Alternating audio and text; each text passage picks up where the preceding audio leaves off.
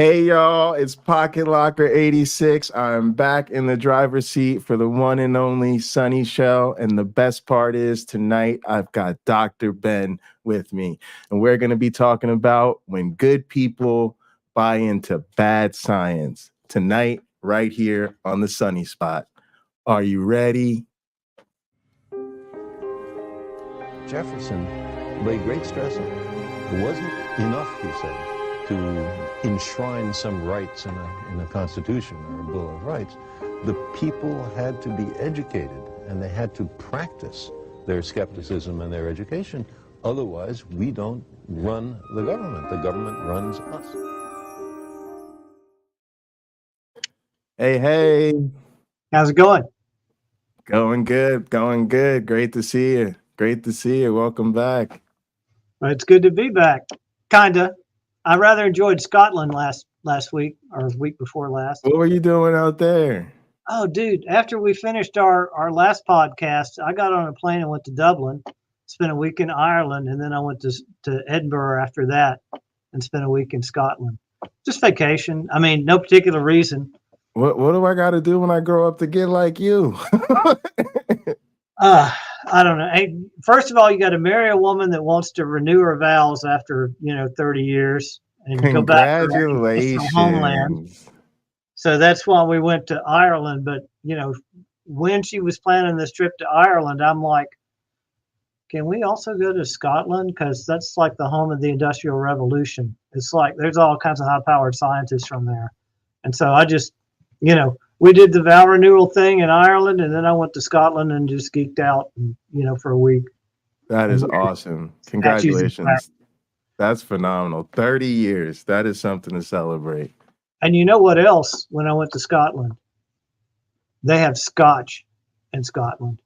Scotch. What do you have with you tonight? I got a little whiskey with me. It's just a little something in the red Solo cup. I just got tea tonight. I'm technically at work. I'm actually teaching a lab right now while I'm talking to you. Are you? Teaching supervising. Yeah. All right. Well, speaking of scientific revolutionaries, when good people buy in to bad science. Yes. What do we want to say about it? I guess let's get right into it. Are they still good people? It's like, okay, so we're all atheists on this channel, right? And so we always a fair number of us.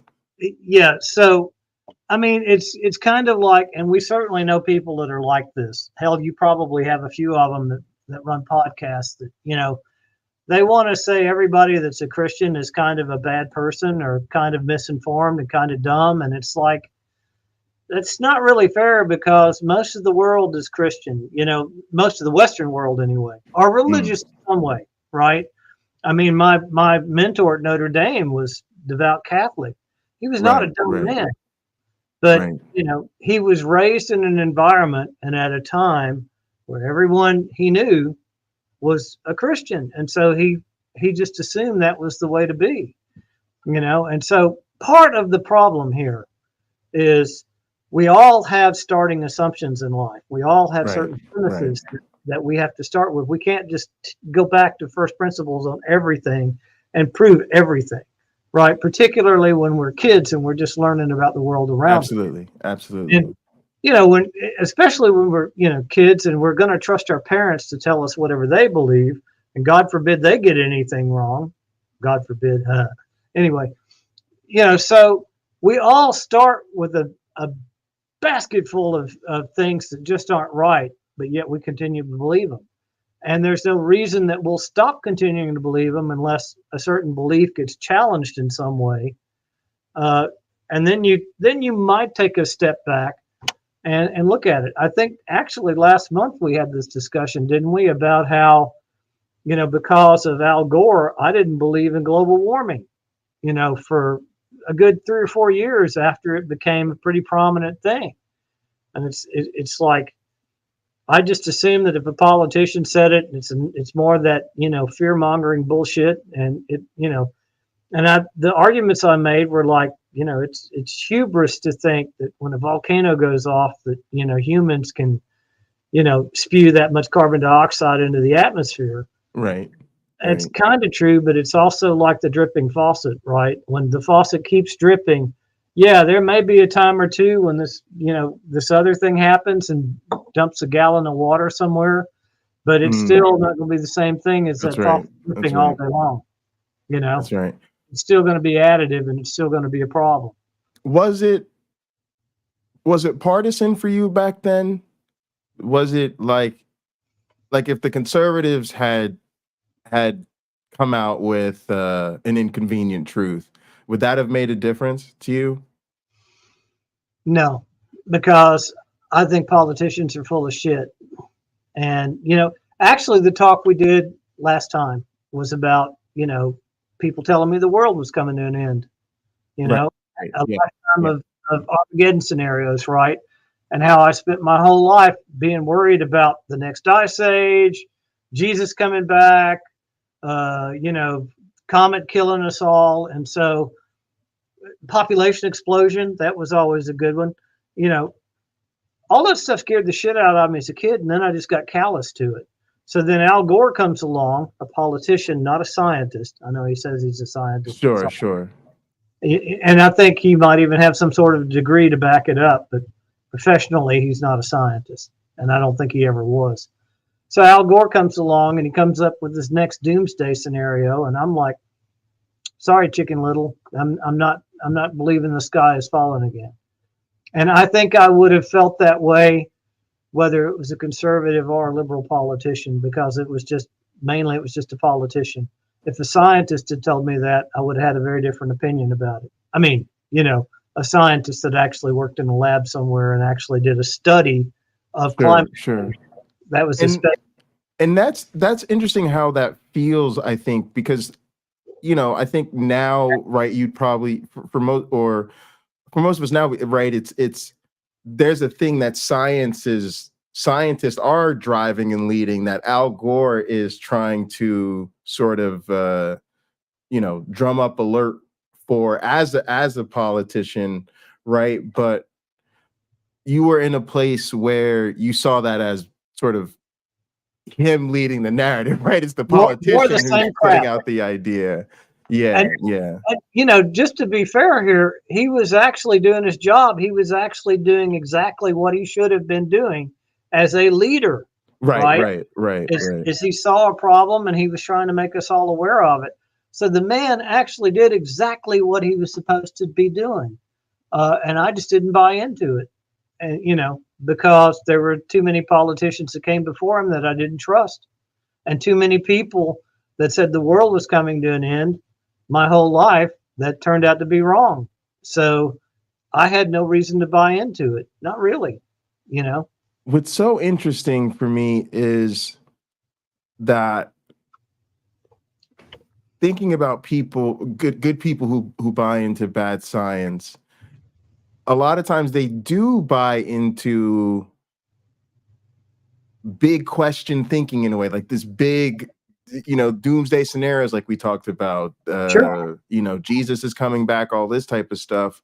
Right. But we can't get them on board with some of the actual doomsday scenarios that we face. And I think that's probably why this was a good follow-up conversation to that, right? Because it gets into the meat and potatoes of like why this is such a huge problem. But it's almost cruel, right? Having to see them get so animated and energized by that, and then feel like it's right there, right? Because what we really need is y'all to get energized and animated over here, and it's cruel to like have to watch them play at this other stuff. Yeah, it's literally hard to watch.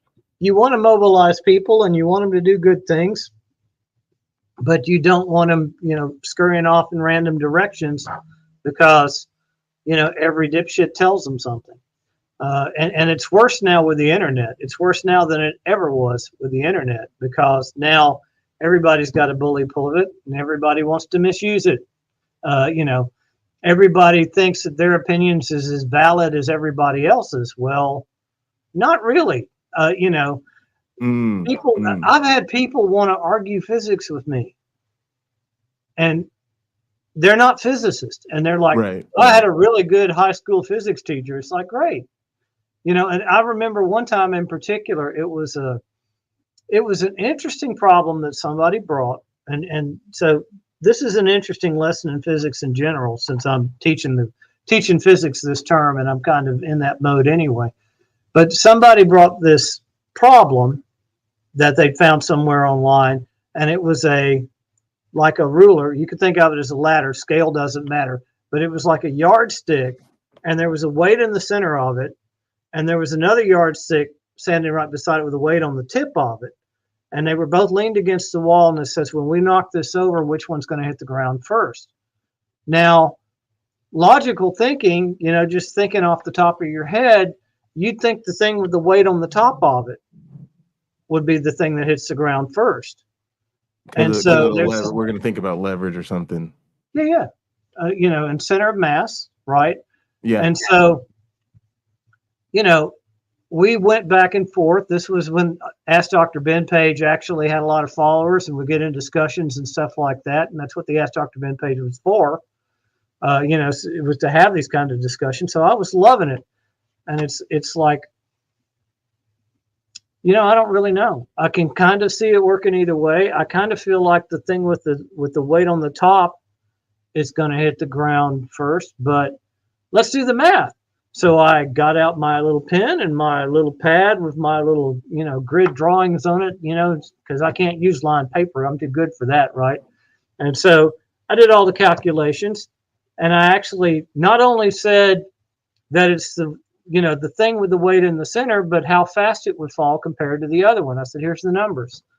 And so that's what physics is. So that's what I'm going to get on my soapbox now and say that's what physics is. That's what I'm trying to tell my students right now. You learn the math because the cool thing about physics is you have intuition. You think you know how the universe works. You have this intuition about how the universe works. So then you got to do the math. And the math informs your intuition. And as long as the math sort of gives you an answer that's in line with what you expected to happen, all is good. But what happens if you get an answer that's different than what you expected? Now you got to take a step back, and you've got two questions you got to ask. Did I do the math right, or do I have a math error somewhere? Or is my intuition wrong? And if my intuition's wrong, why did I think it would do this thing, but it did this other thing? And so that suddenly becomes the fun part of solving a problem. And so so back to the story about the yardsticks and the weights, and I did the calculations. I took a picture of it with my camera. I posted it on the page, and I said, there it is. This is what's happening. You move the weight down, you move the center of mass of the whole system down. The center of the mass of the whole system can travel to the ground faster because it has less distance to travel than the thing with the weight on the top. There's the answer. There's the intuitive interpretation of that answer. I think we're done here. So this one guy comes up and he's like, nope, that's not what's happening. And it's like, what do you mean that's not what's happening? It would never work that way. Why do you say it would never work that way? I had a really good physics teacher in high school, and I know that it would never work that way. Well, I had a really good physics teacher in high school and a bunch of really good physics teachers in grad school and college too. And I'm telling you that it is working that way. Nope, never happened that way. So we went on like this stupid argument with this guy was just telling me I was wrong. And it's like, what else can I say to you? Right. And other people were jumping in because it's the internet. Right. Yep. And so other people were taking his side. I've had very similar experiences. I've had somebody tell me I couldn't understand a paper that was in the lab I worked in. So one of my admins, God bless him. Again, I'm bringing up God, right? God bless him for doing it. But he actually got two identical water bottles. He filled them up with water. He got some duct tape and he got some yardsticks. And he actually took a video of the two things falling side by side. And it was right in line with what we said. Right. Again, that should be the end of the discussion. And that's fantastic. Yep, we show him. It's like, my God, he's an experimentalist. He just literally Now here's the question: did he take that, or was it just the next? You guys didn't do a fair trial and all this and other nonsense. that's where I'm going with that. It's like the one guy that wanted to argue still wanted to argue. He's Wow. like, nope, that can't be right. Wow. He must have pushed it or something. It can't be right. And it's like, I actually got so pissed at him. Now, I mean, the Ask Dr. Ben page is for everybody and it's for edification and it's public. And, so I wouldn't normally do this, but this guy was being such a jackass, I banned him from the page. It's like, there's no talking to you. There's literally no talking to you. And if you're not going to, and he would never, and I kept saying, do your own calculations, do your own experiment. You show up. And he wouldn't ever do anything to back up his side. He just wanted to argue. And it's like, I am not wasting any more time on this person.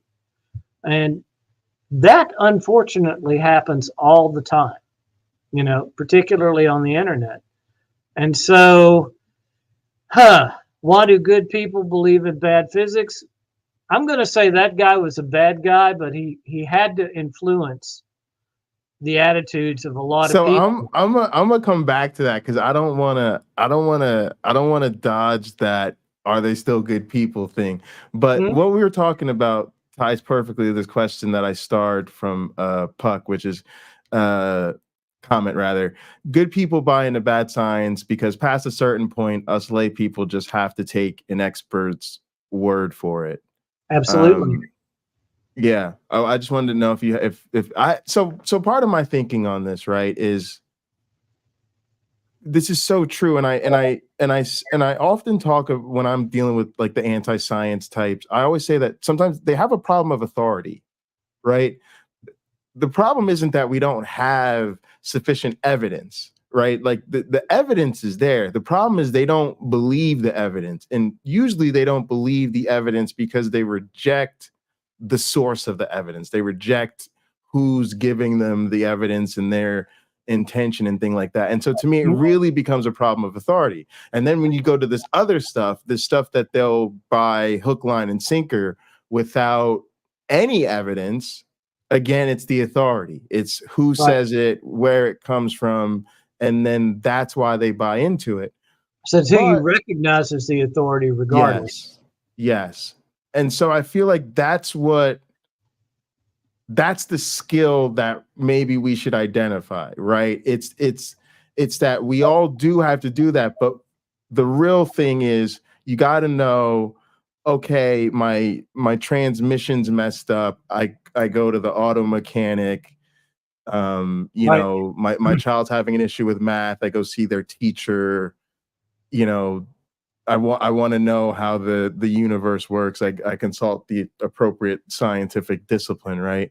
And it's when we get those signals crossed and we start trusting the wrong people that we run into trouble. Because part of the thing I tell people is like, I have to trust almost everybody else in science because I have such a small little niche of the world that I work on. And honestly, I don't consider myself much of let's just say I admire people who consume science in their spare time. A huge part of my motivation to do science is my paycheck.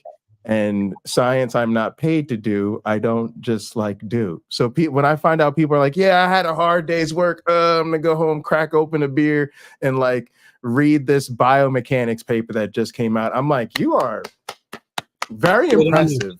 Very impressive, because they pay me to read papers, and to be honest, I still don't want to read them. I complain about most of them. Do I really have to read? Oh, I'm not a big fan of reading scientific papers either, so I'm right there with you on that one. It's an occupational hazard. But yeah, so it's there's no escaping this, right? There's no, and I think this is another thing that's weird is this is part of what you have to know to play that game correctly of trusting the right authorities. Something I saw Donnie from Standing for Truth say on one of his shows was he called out scientists and basically said, anytime you ask them anything that's even in their field, but slightly outside their area of expertise, they'll basically say I really shouldn't, I might think this or that, but I really shouldn't say because that's not exactly what I do or what my specialization is in.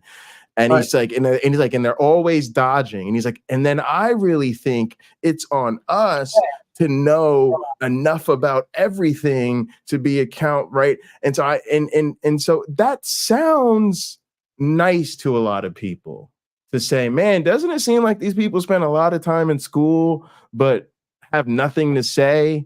And what I think you really should do is know a little bit of everything so that you're a well-rounded thinker and you can really talk about a wide range of issues. And to be honest, like, we largely agree with having a well-rounded education and reading broadly and being informed across the board, but you're really misrepresenting specialization in a way, right? And it really is critical because people have to understand that. They understand that that's the proper response. If you go up to a medical doctor and ask him what's wrong with your elbow, and he says, "Yeah, it sounds like you got some muscle pain, but you should ask a specialist because I'm a foot doctor." That's the correct answer. Yeah. Absolutely. Yeah. And so, how do we get our arms around this, right? I have similar problems in teaching where a student will complain, about how you gave me this problem. And of course, I don't write the curriculum, right? The problems come out of the book. You gave me this problem and it's worded so weirdly. And it's like, why is it worded so? Why didn't you just say that you wanted the car to accelerate, at 50 miles per hour, per 10 seconds, and what's its final speed after a certain amount of time? And it's like, the reason we do that is because if we shorten the question and we don't sort of write it almost in this legalese type language, then somebody's going to misinterpret the question, get the answer wrong, and then you got to argue with them about why they got the answer wrong. And it's because they didn't understand the question and they didn't start with the right picture, but it's still wrong. I still can't give them full points for that. So you end up asking these questions and doing these assignments are these labs like they're out there doing right now that seem like really convoluted, and do this step and then do this thing, and instead of just put the numbers in and have the computer tell you what the pull between the two planets are and write that down. And so it's because if you're too vague on what you say, it gets you in trouble. And it leads to all these arguments. And of course, the student's just trying to make an A, so you can't blame him for that. But you always have to write these questions in some way that, you can't say they're not ambiguous, but they're technically worded correctly. And they're 3 times as many words as they used to be. So the specialists sort of have the same problem. They're afraid they're going to say something wrong. And the problem with that is, there's nothing wrong with being wrong. If you say something wrong, you say, I made a mistake. That's what I thought was happening. Just like the thing with the weight on the yardstick. I was initially wrong. So I had to go off and do the calculations and prove it to myself that no, that's not how it works. I'm better for it, right? So everybody's afraid of being called out for being wrong about something. That's part of the problem. And so they all want to do this, wiggle words and everything they say. And specialists are particularly bad about that. One of the good things about being a physicist in general is, you solve a big footprint of problems and you're willing to talk about, all kinds of stuff, whether you fully know what you're doing or not, right? Because you still know what you're doing better than most people. Yeah. So a lot of experts are afraid to do that. So Ranty Ben asked, why do people think they can argue experimental results with opinions? I have no idea. I was so frustrated with that guy. I just, and all I could do was ban him because it's like, I'm not going to argue with this guy anymore. He's not the only guy I had like that either. I think at some level, part of the problem is they reduce the narrative to contrasting opinions. They're not even really understanding the weight of the exchange. And so part of it is, well, there's your side and there's my side. And yeah, you may have shown a little video or a little demonstration, but of course, how can I really trust that you're not going to set the demonstration up to go your way? Because after all, it went your way, right? Right. Right. And you know, that's a that's a big part of it. And then also I think it's modeled for them. I think it's modeled by politicians a lot of times. I think it's modeled maybe from the pulpit, modeled even in the home, where there's a lot of times people, sometimes in a malicious sense, it could be a preacher from a pulpit going on and off about how they're not going to accept climate change or whatever, but it could be something as mundane as a parent not really following up with a medical treatment in accordance with a doctor's orders. And it's just something you see that sort of just plants a little seed of, yeah, they say this, but nah, I'll determine how I really feel about it or what I really want to do about it. And Yep. There's a bit of our kind of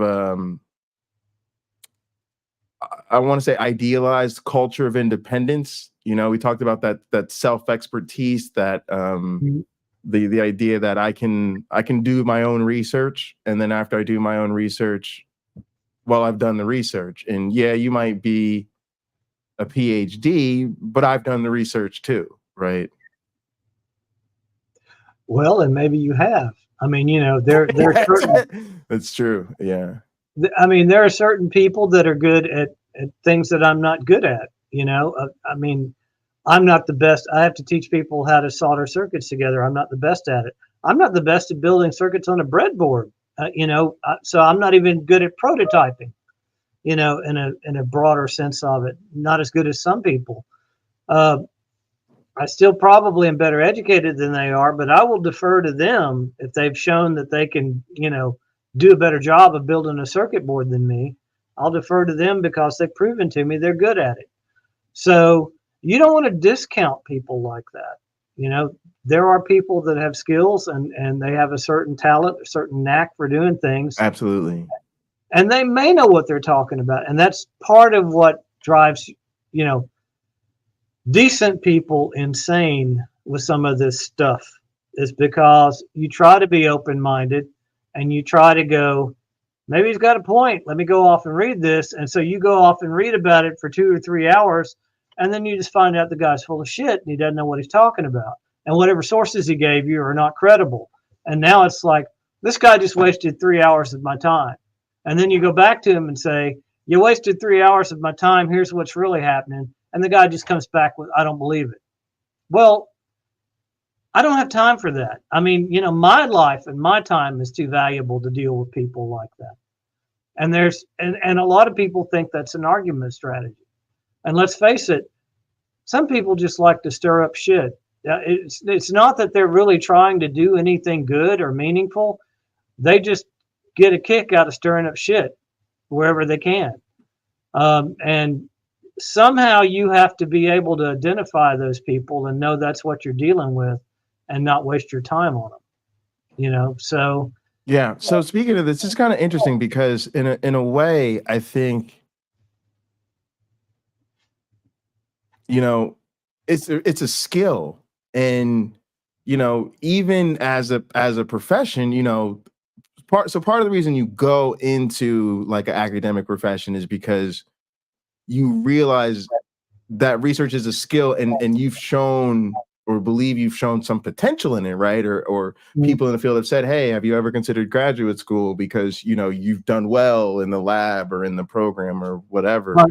And so that's something that we overlook when we talk about, on both sides, on the layman side, when we talk about, oh, I did the research, and even on the academic side, we talk about doing the research. We say the research as though it's just this thing that's there, and anybody who does it will get the same thing out of it, instead of it being like, it's kind of like mining. If you're a professional miner, you're going to do really well to get a lot. You send me with the best tools and shovels and kits and all of that. I don't know what I'm doing, so I'm not going to get much of anything other than a lot of sweat.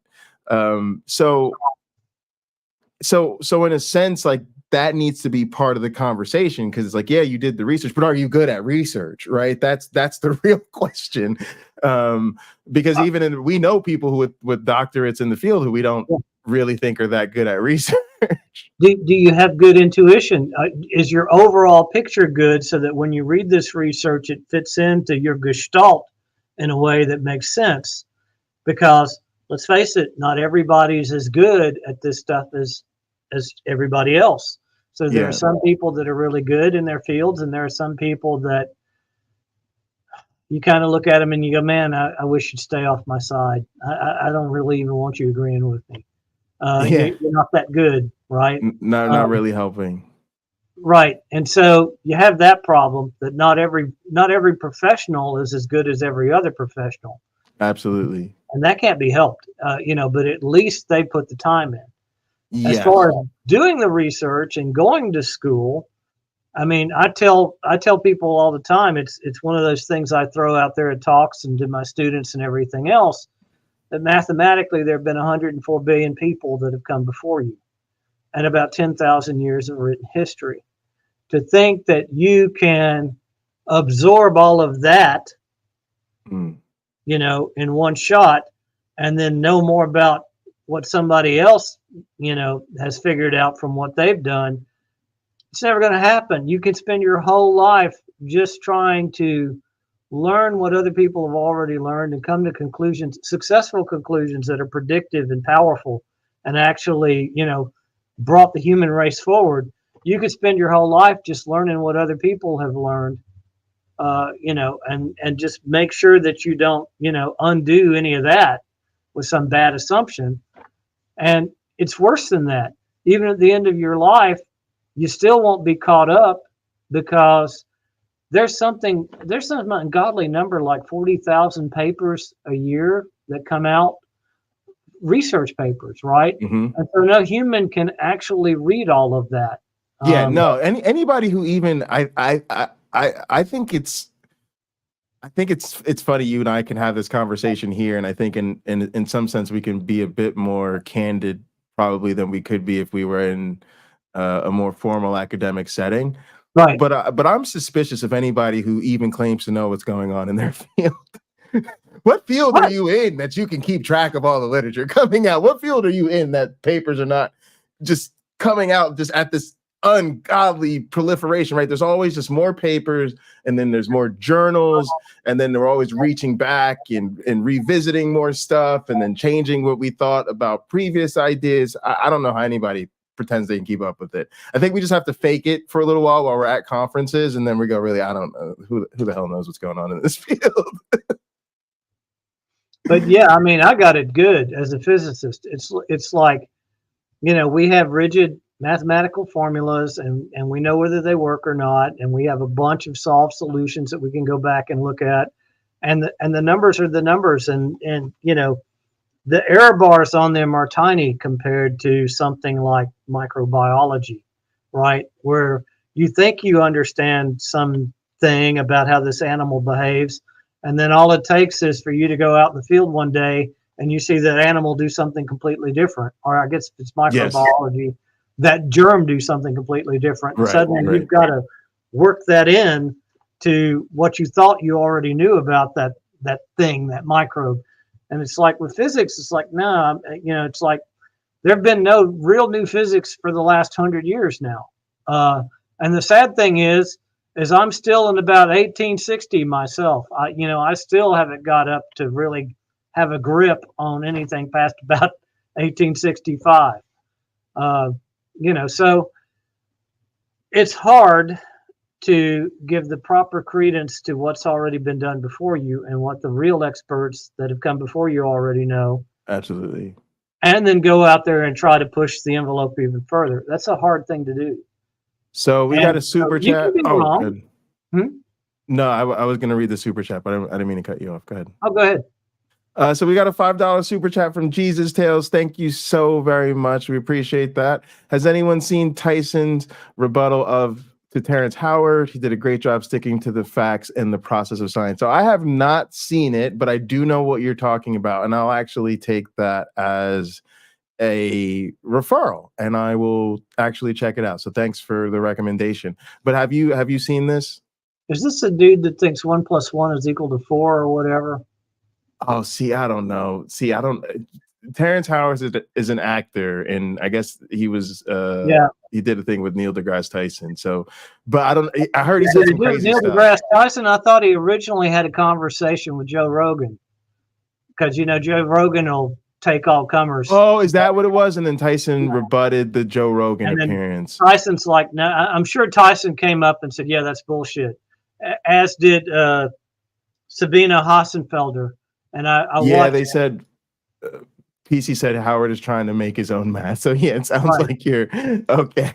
I gotta check out this craziness. Look, y'all, some people that's doing real good in their Hollywood careers. They doing real good in their Hollywood careers. That's what they good at. That's what we talking about. You got to stay in your lane sometimes. And this is not exactly on topic, but this is kind of something I want to talk about. I have run into people in my life. I think it was actually what he said is 1 × 1 is equal to 2. Under the right conditions or whatever. But I occasionally run into somebody like this, and it's such gobbledygook. It just sounds like absolute. I mean, it's like they're speaking another language. I don't even know what to say to them. It is so ridiculous in my mind that I don't even know what to say to them. It's like they might as well be speaking gibberish. And I try not to be arrogant enough to think that I'm just too smart to even talk on this person's level. But then that forces me into this mode of thinking, he must be thinking something here that I'm missing. There must be some point of view here that, makes sense in the right context. And if I were to actually give the guy a little credit, I could maybe figure out what he's talking about. And I spent a lot of years trying to do that, trying to be open-minded with anybody that ever said anything. And at some point, you just got to go, no, this guy's just a fucking loser. 1 × 1 is not 2 ever. No, that's true. And I've seen this happen in conversations where,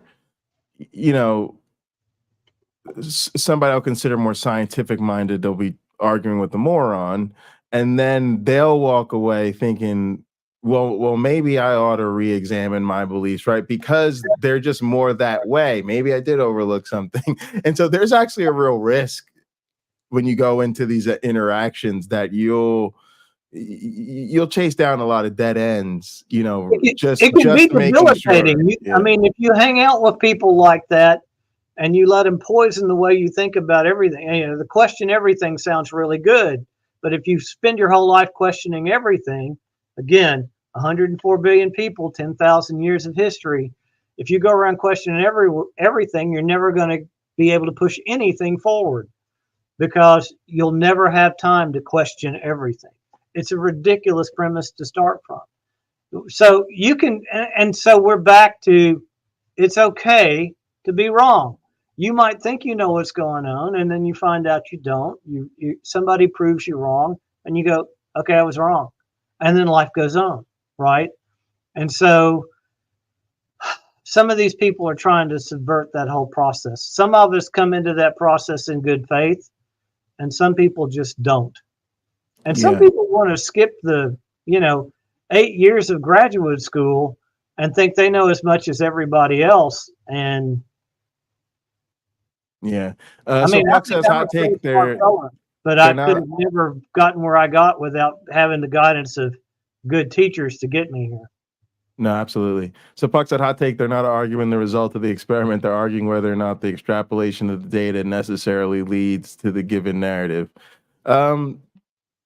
Yeah, there are times where I'd say that that's definitely happening, although, there not every paper or experiment necessarily involves a whole lot of extrapolation. Right. But you know, one of the things I think people underestimate is just how much that's a part of the peer review process. When you review a paper, you have a paper reviewed, there has to be very tight links between the question you ask, the method you set up to address that question, your results, and then what exactly you think your results mean and say.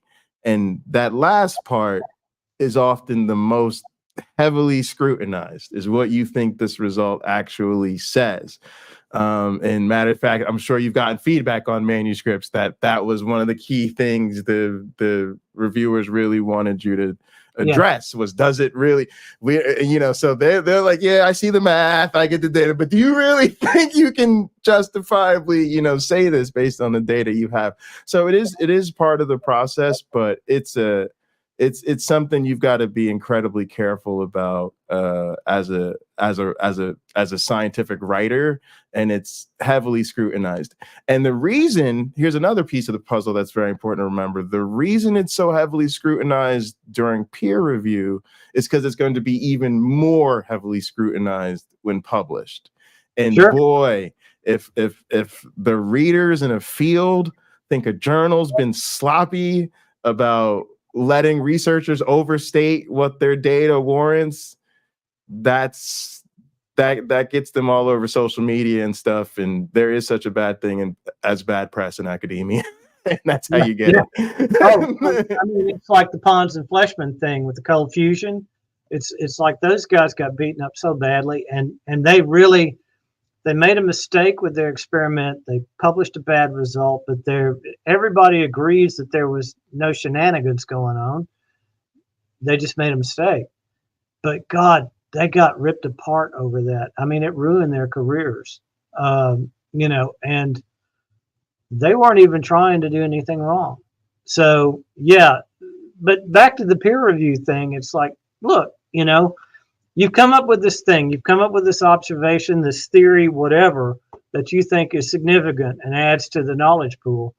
And you want to talk to your friends about it.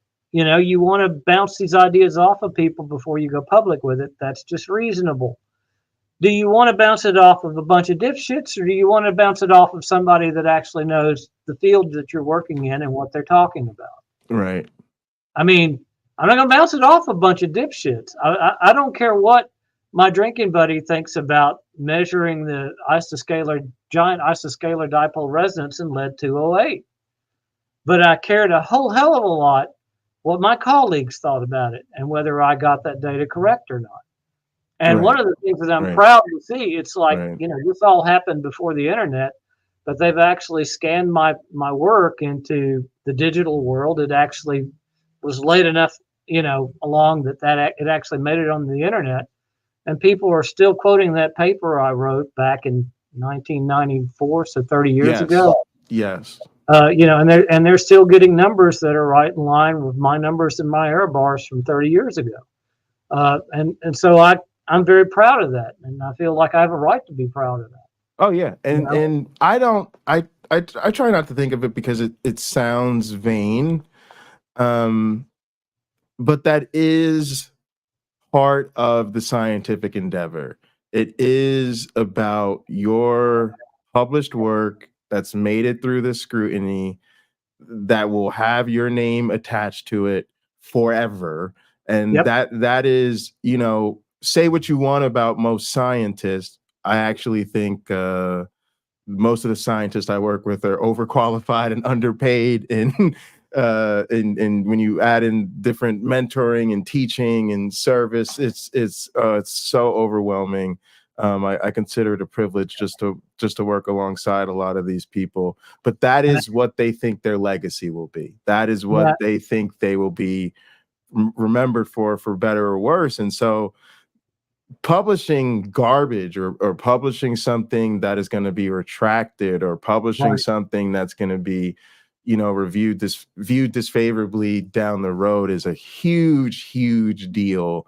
And you're trying to avoid that because you associate that with a certain degree of shame that you just don't want to deal with, and also professional consequences, because you mess up once and then everything else you do will have that much more scrutiny attached to it. So there are always exceptions, but I do believe that the overwhelming majority of them try really hard not to say anything wrong, because they don't want the shitstorm that's going to come from saying something wrong from their friends and their peers, right?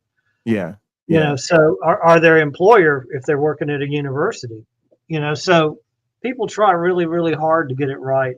And, it's kind of like, we joke about armchair warriors, Yes.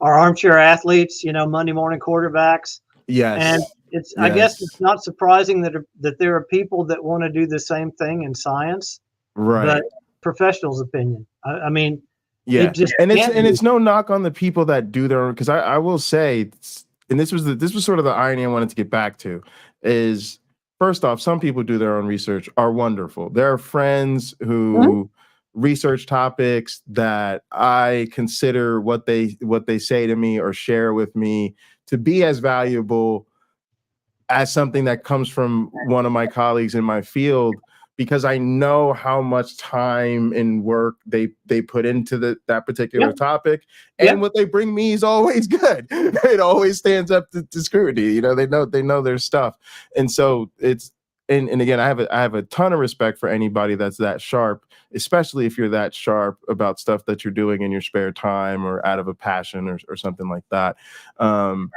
And part of the solution is, as a number of the comments have been about, making people better at that. Part of the solution is, making sort of a base level of research competency more ubiquitous, starting it earlier, getting it in the public school system.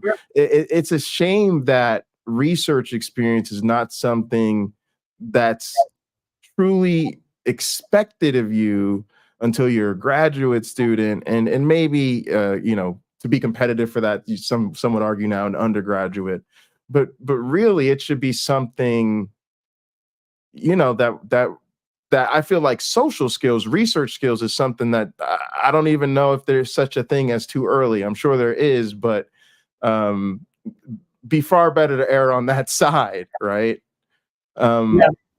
Yeah. I remember even little things like, as a grad student, I take a lot of pride in being able to look something up in the library system that the university has, get the call number, and go find it. There are so many people that don't understand the call system, never learned the Dewey Decimal System, just don't have any idea how to take that alphanumeric thing you get and go find that book in this library physically. Like, it's crazy how many people can't do that. It baffles me. And there's no shade on those people. I'm just saying we're failing people if you can't go to your public library and find the book on your own. I want to back up for a second. You're talking about, excuse me, you're talking about untrained people being able to do real science. The best example of that I can come up with is Michael Faraday, who was an untrained scientist who worked in electromagnetism. But he sat there and turned the coils by hand and did all the experiments and reported his results. And he did good work. And he actually, I went my whole career. I was actually on a podcast, a couple of years ago, and somebody said, well, Michael Faraday never had a degree. And it's like, huh? Because I spent my whole career thinking Michael Faraday was just another scientist, because he was eventually given a professorship in experimental physics at the Royal Institute, because the quality of his work was that good. Wow. He made observations, right? He didn't try to get into theory or math or whatever. He let James Clerk Maxwell do that. But the experimental work that he did and the data that he reported was as good as it got. It was circulated over the whole world, and people repeated his work and said, "Yep, that works that way when you do this thing." But he was never a real scientist in the sense that he wasn't credentialed. Mm. Well, But there's something about that I want to say real quickly, which is for those that are out there that are thinking about going back to school or furthering your education, there is this way that we present science as this supremely intellectual endeavor, and we overlook that it's a job, and that if you're the type of person that's a hard worker, self-motivated, detailed oriented, someone's that's going to take your curiosity and interest, and they're going to be willing to train you, and you can get good at those actual skills, and then that's your ticket. Like, you don't have to come in as some sort of intellectual giant. You can come in as somebody that's like, I'm willing to put in the work to be good at microscopy. And then once you're good at microscopy, somebody's going to be like, oh, welcome to the dance. Right. And so I just want to encourage people to be willing to go back and get trained and get your skill on, and you'll make it work. Yeah. I think it is harder now than it used to be back in Faraday's day, which was the definitely. I mean, and it's because of all the bureaucrats, right? And and the lawyers, on top of them, because now you can't just hire some uncredentialed guy to work at the university and say that he's a professor. Right. There's too many hoops to jump through if he can't back it up with some sort of pedigree. Yeah. And so I sort of understand why the bureaucrats are that way. But, part of why people have gotten that way is because of these assholes on the internet that want to pretend to be experts that don't really know what they're talking about. And they want to take the short route to be considered to be some sort of expert. And it's like, nope, you're not credentialed. You can't be trusted. You're going to be rejected out of hand from a professional point of view. If people weren't so irresponsible when they did stuff like that, then you could still let the Michael Faradays of the world rise to the top. Yeah. So it does steal something from all of us when somebody that just wants to stir up shit comes up with this stuff. It does. And institutions it's still their job and their mission, and they find ways to take a talented person and say, okay, well, we got to get you into this program and find some scholarship money for you, or, oh, you got a bachelor's in this, we can try to get you into the master's over here. But you're right, it has made it that much harder for everybody. So here's a follow-up question. What do we do about these moles? Because we're talking about, why do good people buy into bad science? And part of what and I just thought of this, it's part of it is the bad people who go into science, play it straight just to get the academic credentials and the seal of approval, and then they go back out and start spewing the bad science, and that is so hard for somebody because they have the expertise. Maybe they have publications. If we're going to be critical, those publications are usually in a separate field than what they're spewing nonsense about, but still, the average person, it's a related field, right? It's close enough. And they've even got teaching experience or university credentials, right? And as much as part of what I want to talk to you about is, how much does a consumer of this bad stuff, how much responsibility do they have when it comes to that particular issue? You almost feel for them because they are being preyed upon in that sense. That's horrible. And, I'm hard pressed to find a good example of what you're talking about where somebody actually went through the system. Oh, go talk to some of your buddies over in my because I do think we get them, we see them in biology because of the contentiousness of evolution. And so I have examples, my mentors have examples, even, going back, and now I see some, and I even see some coming up. Like, I even see some young people and some graduate students that I can totally spot that are like, oh no, that person's you've got a different problem though. You've got somebody that's got an agenda. They probably want to. That's what I meant when I said the mole. Yeah, they want to go, and they're doing this just to get a job at AIG or the Intelligent Design and Creation Institute or whatever, but you can see him coming. But I'm just saying that makes it, because look, let's face it, a lot of this comes down to motivation. When you're talking about politics, religion, culture, you're talking about things that people have a lot of emotional investment in. Yep. So they want somebody to tell them they're right about whatever that is. They want someone to tell them that, you know what, it turns out we did all this work and the solution is you don't need to change. That's what everybody wants to hear. And Right. so if somebody with a PhD is willing to tell you that, I understand why people stop there and don't go further. Yeah. And unfortunately those people do exist. It's hard to know what to say about them other than to just call them on their bullshit. And then people go, well, what do you know that he doesn't? And why should I believe you over him?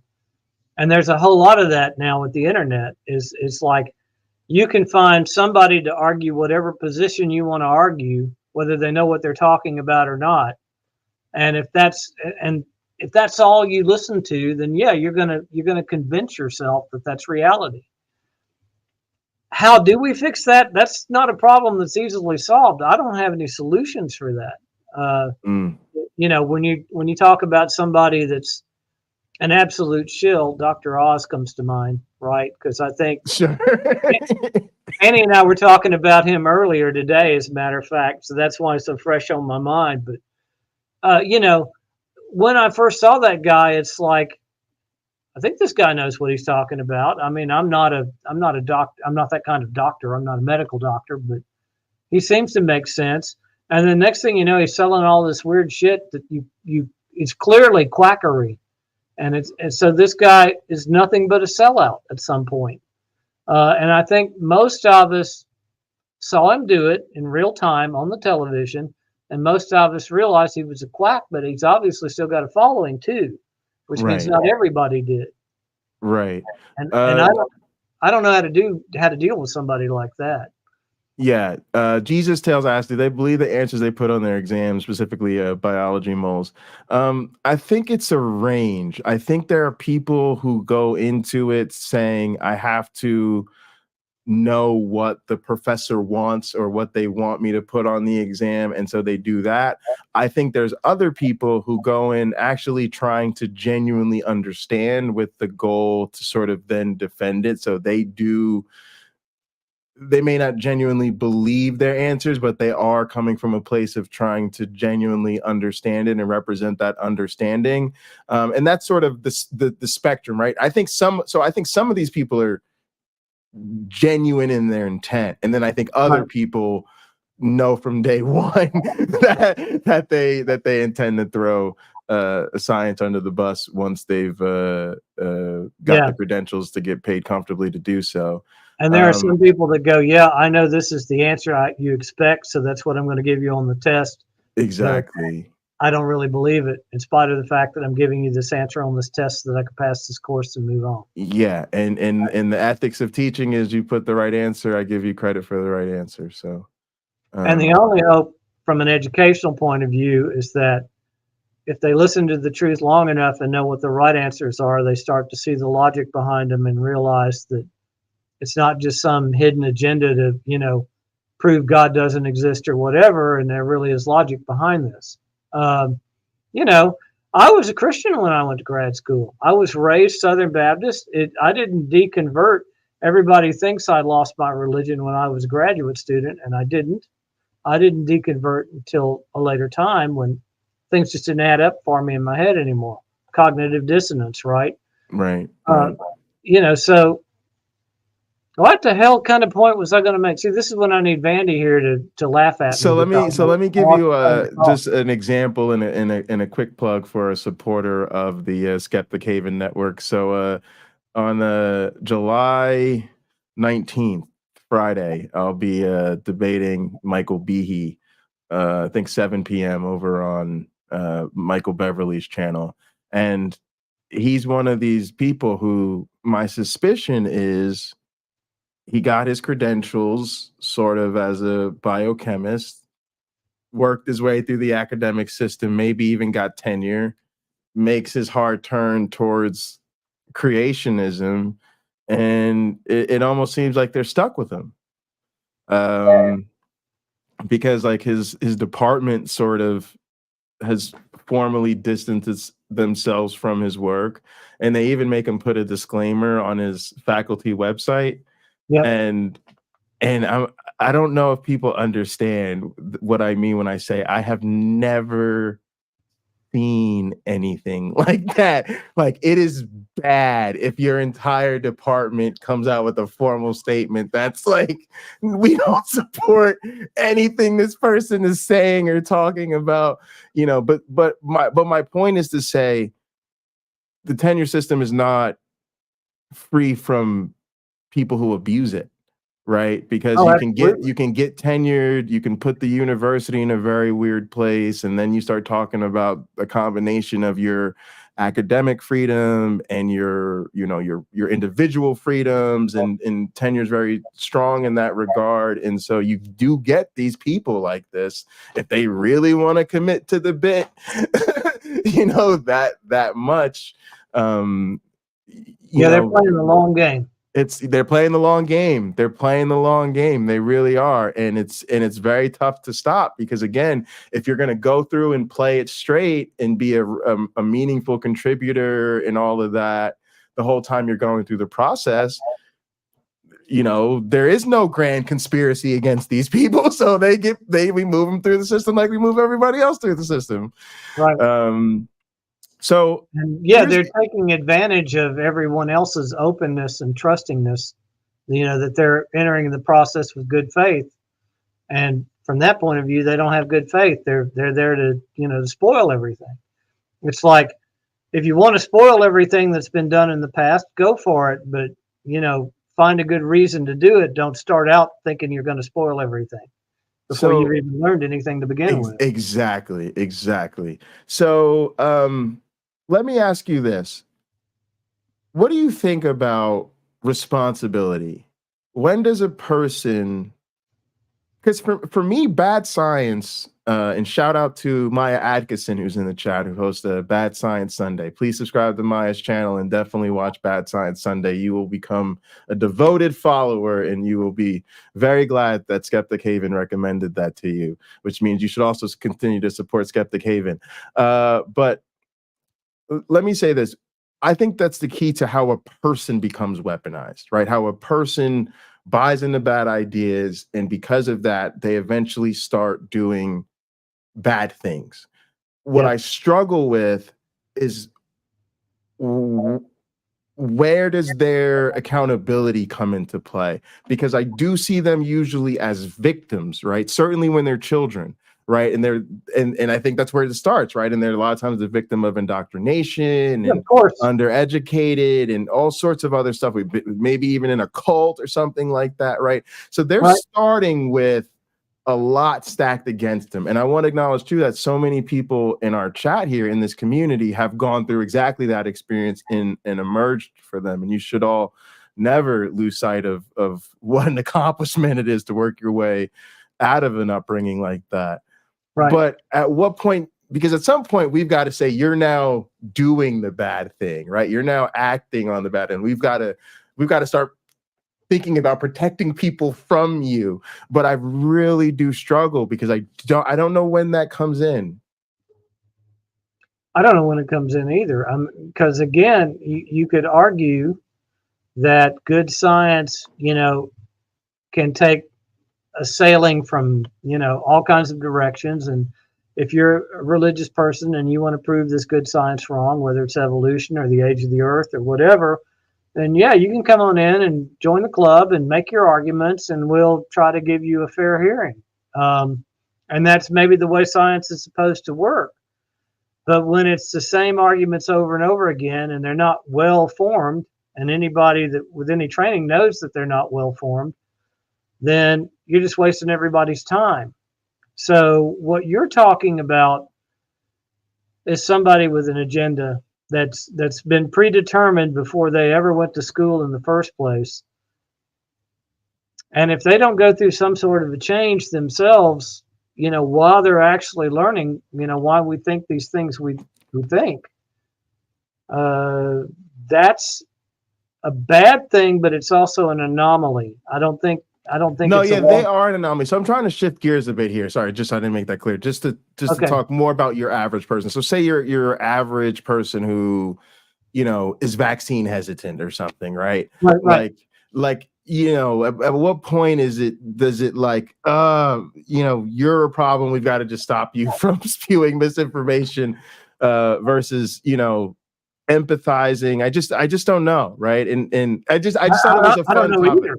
Yeah, I mean that's why I'm, not saying anything more than I hope those kinds of people are anomalies, because you get somebody like that. I don't know either. I know that, like the vaccine guy in particular, he was discredited and he had his paper withdrawn, right?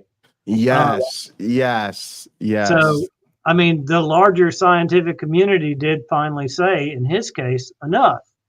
The sad thing is the general public still, wants to buy into what this guy said, even though the larger scientific community said it's wrong.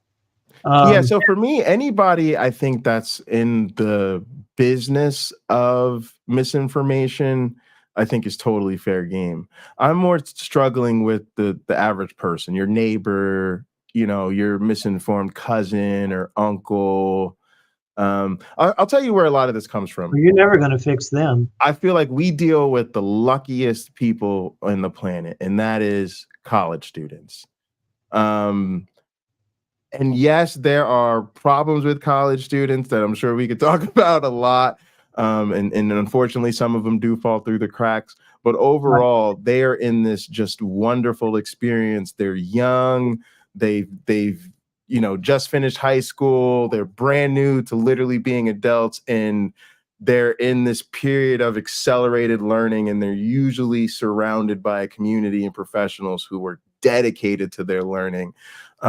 What concerns me is the rest of the adult population, right? I always talk about, if we're lucky, you stay into the formal education system until you're about 20. That's probably an overestimate for most people. You're going to live till you're about 80. That might be an underestimate for a lot of people. And so I say you're in the public school system for a quarter of your life. You're in the formal education system a quarter of your life, and then you spend 3/4 of your life not being formally educated. And the quarter that you're formally educated, you can't vote, you don't work, you don't have a family, you're not really contributing to the community. The 3/4 of the way that you're not in the formal education system, that's when you're voting, working, responsible for other people. Maybe you're somebody's boss, right?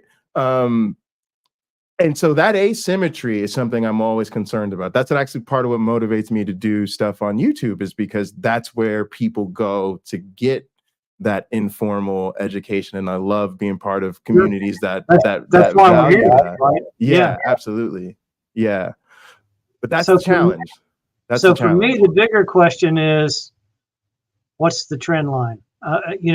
Were these people always there? And I don't know the answer. I'm going to tell you right now, I don't know the answer. But were these people always there, say in the 50s and 60s?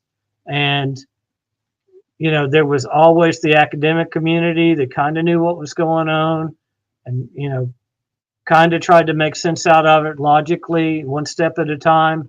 But then the average Joe, the mechanic in the garage down the street, believed all this crazy shit that he did. And, everybody, thought maybe he was onto something or maybe he wasn't. But maybe that's always been the majority. I mean, maybe, certainly if you go back to ancient Babylon, right, or ancient Egypt, there was a handful of elite people that were academics, and you had all these other people that believed in mysticism and all of religion and all kinds of other crazy shit. Sure. Yeah. And the academics just let them go on and believe what they needed to believe while they tried to move the process forward. And so the real question is, are those numbers getting better or are they getting worse? It is. And I wonder how much the internet plays a role in that, because and on one hand, we talk a lot about how certain stupidity, certain stupid ideas, bad ideas, you know, the internet's where they go to die, you know, and you can't lie to kids like they lie to us in a sense. But it's also, you can get real dumb on the internet real fast too. Oh yeah. Oh yeah. You know, that's the flip side of that coin. Yeah. Yeah. Oh, I had another story I wanted to tell you. Sure. I had, you know, like the guy that I had to throw off of my main page, you know, my Ask Dr. Ben page. There was another guy I did a podcast with. He was a flat earther. I actually did a podcast with him and his friend. So it's Dr. Ben against two flat earthers, right? And that was an interesting exchange. They basically tried to shout over me. There were people that said they won the argument, right? I guess just because they shouted louder than I did, and there were two of them and one of me. And they certainly came across as being very convinced and very convicted in what they were saying. Now, I don't know whether I really lost or not. It all depends on who you ask, and there's nothing I can do about it now regardless. This was a good, say, 8 years ago when all this happened. But the one guy friended me on Facebook, and it's like I kept him around for like 7 years. Wow. And he would get more and more bizarre over time. He went from being a flat earther to getting into witchcraft, you know, and saying witchcraft was the real wisdom and medicine doesn't work. Oh my Witchcraft goodness. does. And it's like, how many fucking crazy things are you going to try to put into one basket in your head, dude? You know, but I kept him around because I thought if I kept him around and I talked sense to him and my friends talked sense to him for long enough, that maybe something would rub off. Well, short answer is it never did, right? But he came to me one time with a video, and it was a video of a camera that somebody had mounted to a weather balloon and shot, you know, let float way up into space and went up to 50,000 feet or something, had a little altimeter readout on one side of it. It was really cool. And he said, look, this proves the earth is flat. That balloon went up 50,000 feet. And it proved that the earth still looked flat even from 50,000 feet up, you know? And it was a 15, 20-minute video. It took a while for this balloon to, I mean, right, to get that high, yeah. You know, but I watched it, right? And I said, okay. And so when it got up to about 45,000 feet, I did it, you know, and it took me a day or two to get back to him because it took a while for me to see what was going on. But I watched this balloon get up to 40,000 feet. I stopped it. I took a screen capture of the thing, you know, reading 45,000 feet and the picture. And it showed, and the reason I had to be careful where I stopped it is because the camera was doing this the whole time up, right? So I had to get a good picture of actual view of the Earth. That was going to come back around or something on a later. Single frame with the altitude on it. That you could match later. Yeah. So I captured this picture. I put a lot of effort, time and effort into this.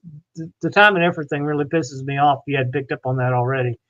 But I took the single frame and I drew tangent lines on the edge of the Earth and I crossed them and I said, yep, that's about 3 degrees at that altitude.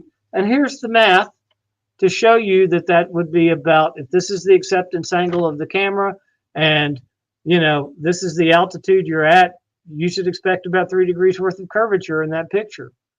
And he comes back and he says, well, that's all fake. And the other thing is that we all know that there's fish that they used a fisheye lens, you know, and fisheye lenses distort everything.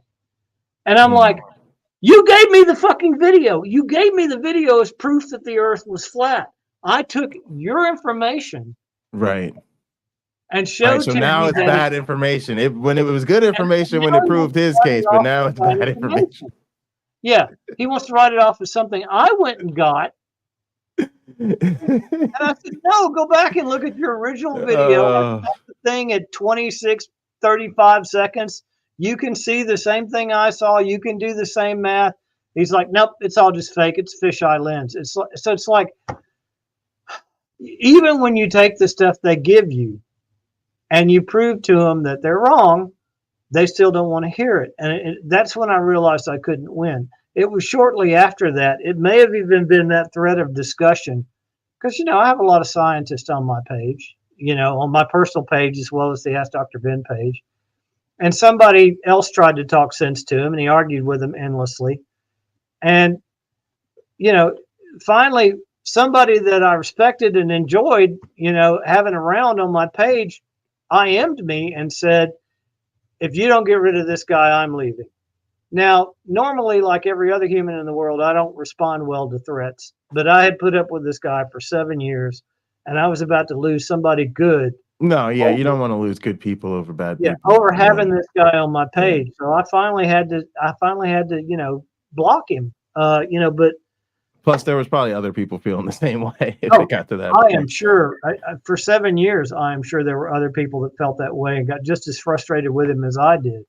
But you can't, no matter what, you can't win them all. That's the first thing. People are going to believe what they want to believe, and there's not a goddamn thing you can do about it.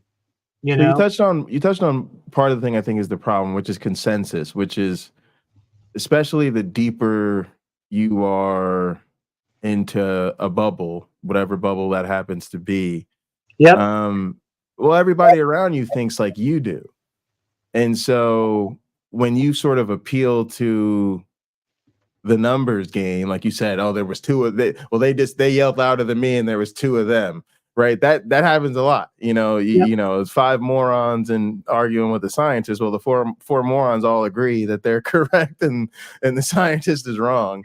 But that is a real pull on people. There is something satisfying to that immediate. Well, all 4 of us think you're the idiot, and well, and the scientist is trying to measure his response and think about what he's really saying and not get anything technically wrong in his responses and be really careful.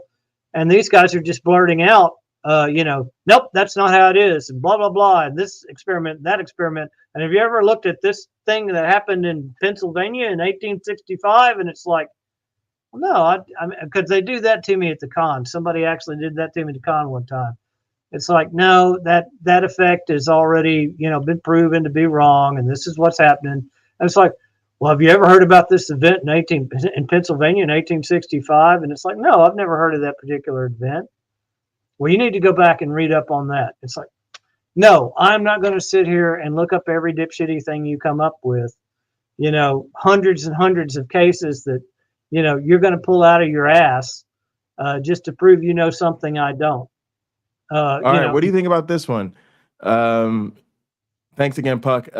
Should bad science claims be publicly debated? On one hand, it gives them a platform. On the other hand, it shows the meaningful objections. Right. That's the thrust of what we're talking about here, right?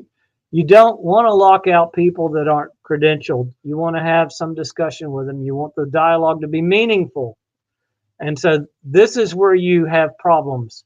You have to vet the people. If you're going to put them on a public forum, ideally, they should somehow be vetted, and they should at least come across as reasonable, right? And it's like, what is it Sam Harrison keeps talking about now, to use the steel man argument, not the strong man argument. So sure. A good intellectual will not straw man the other person's argument. He'll actually say, okay, what I'm hearing you say is this, this, and this. And he'll try to present it in the best light before he starts trying to take it apart and say what's wrong with it. And he's staying calm the whole time he's doing this. This is the advice you get when you argue with these people. I don't have the patience for it, by the way. I do have a temper. I'm guilty as charged when it comes to that. And somebody like Sam Harris is way more patient than I'll ever be. I just can't. But you want to be able to, everybody should have a shot. I think that's the first rule you got to have. It's the internet. Everybody should have a shot. But when somebody has been proven wrong multiple times and they still keep bringing up the same arguments over and over again, or somebody is constantly just saying, this is the way it is and I believe it, well, that's not an argument. That's just you saying it's wrong, like the first guy we talked about, or the guy I just told you the story about who took his own data and wouldn't accept it when I turned it around on him and showed what was right. When you start doing things like that, that should disqualify you from further discussion. And it should be, it shouldn't be a hard thing to spot and recognize and go, nope, you're not doing this anymore. You're not adding to the conversation, therefore you're not going to be in it. So if you were going to try to have a public discourse, I don't even like calling it a debate, right? Because debate has some bad connotation with it now, even though it shouldn't, right? It's just a word, and there's nothing wrong with debating anything. But when you break the rules of debate by presenting the same argument over and over again, or just not listening to what somebody else is saying, or start screaming at people who's trying to talk sense to you, you're done. I mean, that should be the end of it. And of course, what was hoped, when the internet was a thing, first became a thing, is that people would just tune out when somebody did something like that. And so the votes would be, it would be done democratically, right? The votes would be just with however many people watched the video or not.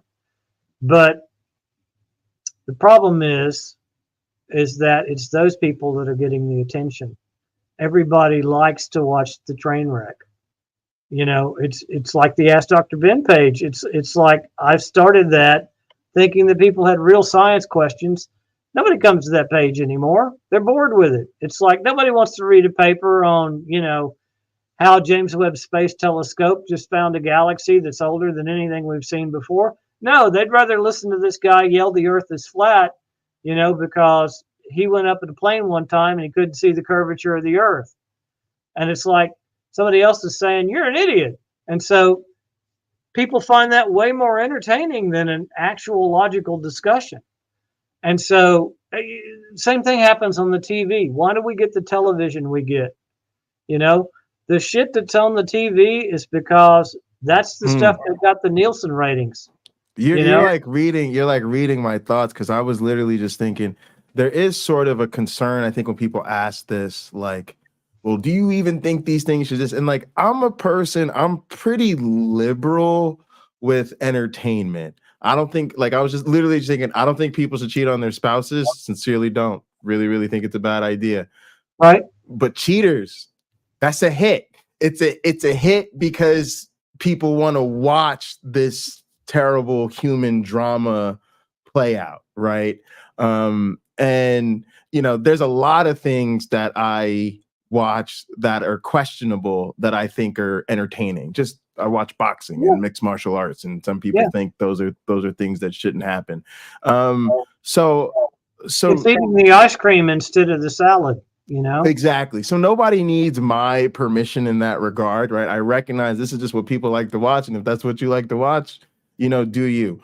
Where I think if we're talking about not the substantive concerns, for me, one of them is just the continued presentation of the ideas. What I think of it is like, there does come a point where I think if you're going to do it, it'd be a little bit more responsible if you represented the current state of affairs. So what I think of is if you have a flat earth debate, fine, you can have a flat earth debate. Right. But YouTube is going to put a little banner at the bottom of your debate for everybody that goes to see your video.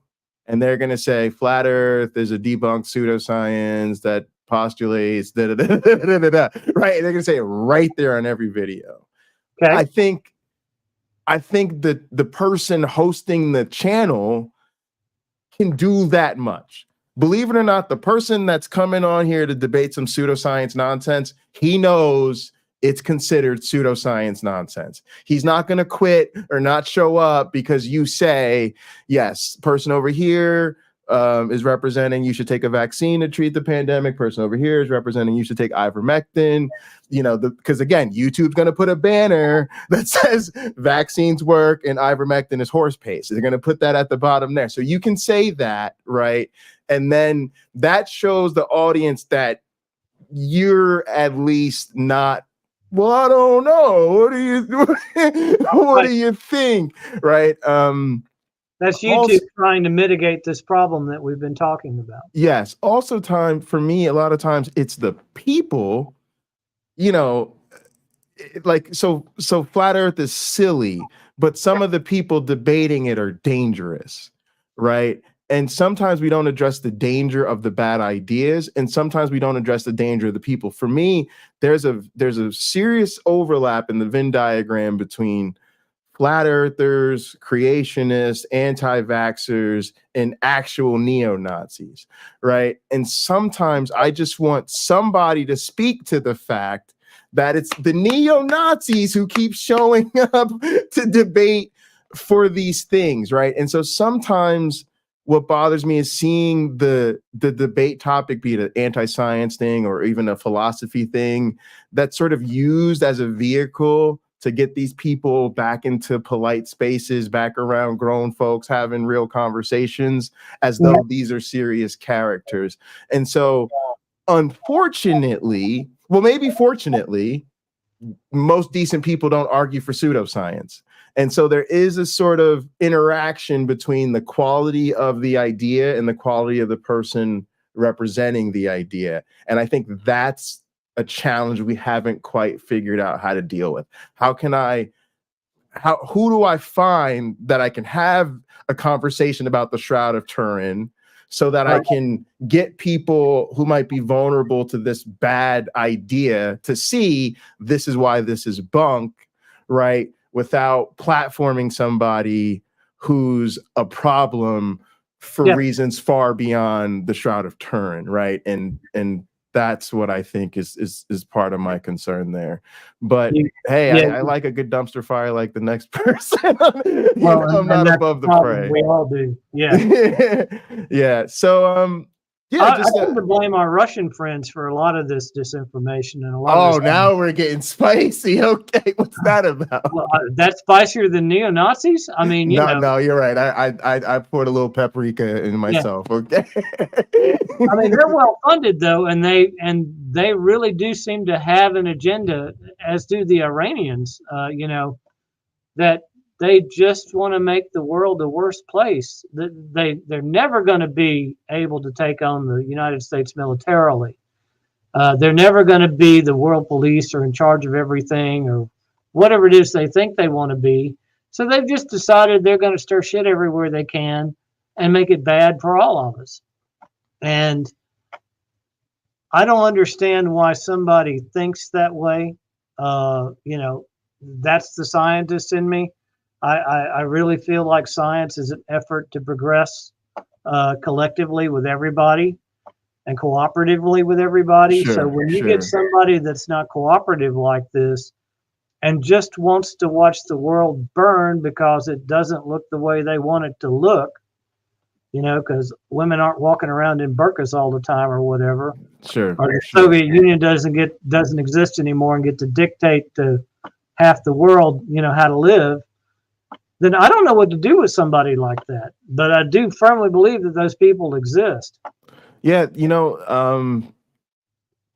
bring up a point, which is I think a lot of this, why do good people believe in bad science? We tend to restrict our attention to sort of the clown show, right? Everybody wants to go point and laugh and see the freaks at the circus, for lack of a better way to put it. And we don't recognize, number one, there are external inputs to the system, right? Mm-hmm. A lot of times money-powered ones. And there are a lot of people that would love to see us self-destruct, right? Yeah. And I think that when we even talk about education or science, we never talk about the national interest in that regard, right? And I think it is something that even, I hate to say this, it is something that I think would help reach across the aisle, or there's some things here that we're supposed to all be concerned about, right? As just decent citizenry, and we can't do that if we've got a lot of vulnerability. So I think it's a fair point. It does seem like most intellectuals don't seem to think that the United States should ever be allowed to get its way on anything. It's like if we want it, if we think it should be done this way, it must be bad. And somehow, Russia and North Korea is better. And it's like I've never quite understood that line of thinking. One of my physics teacher was, he was from Austria, and he very much, he was a really good physicist, but he very much had this idea that, anytime the United States did something to try to keep the peace somewhere, that they were meddling into, other people's affairs, and they just need to get the hell out of it. Well, okay, but that neglects the fact that there's probably a lot of people that came to us for help, asked us, it's like the situation in Haiti right now. True. I mean, they've literally this has been going on, at least a year now, with the gangs in Haiti and all that. And they've literally been asking everyone to step in and help. NATO, the United States, whoever's willing to do it. And everybody's like, no, I'm not getting into that. It almost reminds me of your feeling about global warming, right? Like you saw it as this politician's trying to push this thing on me, and I'm not even interested in that. And I think for a lot of us that have come up with a certain imperialist narrative or we live through certain things that we didn't agree with, right? Sometimes I think that you kind of want to shut it down before you really understand the complexities. Before you really know all the facts. Yeah, and and again, it's one of those things too where you got to trust the experts, because I know when it comes to international things, I feel so underinformed that I really struggle to even have an informed opinion on a lot of things. It's not your world. You're not interested in it. You go off and do biology, and that's what you're interested in. And you hope that those experts in international affairs will handle that for you. And you don't have to be an expert in it, right? Yeah, that's the way the world's supposed to work. Yeah, but it is a serious thing, because I have sort of the international issues that I feel sympathetic to. And I try to remind myself that while if I felt my country was intervening in something that I felt was problematic, that would bother me. But I also remind myself there's a lot of people suffering through hardship, and they feel like us not intervening, I would want some help, right? So, that's we owe people a fair consideration in that regard. I think Wes wants us to wrap up. This is I can't imagine why we've only gone, an hour and 36 minutes. But just give us your closing thoughts on why good people believe in bad science. I gave you my best shot when we started, which is we all start with assumptions, with premises that we believe, and those premises have to be wrong. They're not going to be 100% accurate, no matter who fed them to us. And so you have to examine them, but you don't have time to examine all of them. You've got a life to live, right? And so, there's certain things that you should definitely look for when you reflexively, just to bring the point home to what we were just talking about, when you reflexively root against the United States, no matter what they decide to do, you need to take a step back and ask why. And like I say, there's a world full of intellectuals that do just that. When you automatically want to discredit or disbelieve something that an actual expert, Al Gore is not one of those, by the way, but if you automatically want to disbelieve what an expert's telling you, but want to accept the words of Joe Bubba down the street who changed your oil this morning, then you need to take a step back and think about that.